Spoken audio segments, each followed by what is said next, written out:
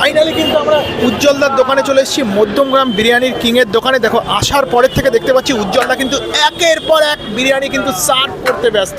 দেখো আর লোকেরও কিন্তু বেশ ভালোই লাইন পড়ে গেছে। এখন ঘড়ির কাঁটায় বাজে একটা থেকেই কিন্তু এরকম কিন্তু ভিড় রয়েছে। দেখো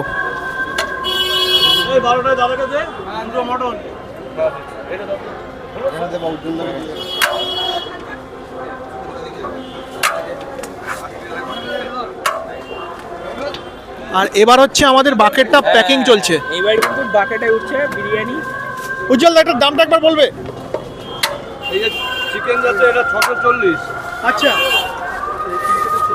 মাটন গেলে 840 200 টাকা বেশি। 4 পিস চিকেন থাকছে তাই তো? ও হারিয়ে এসছে।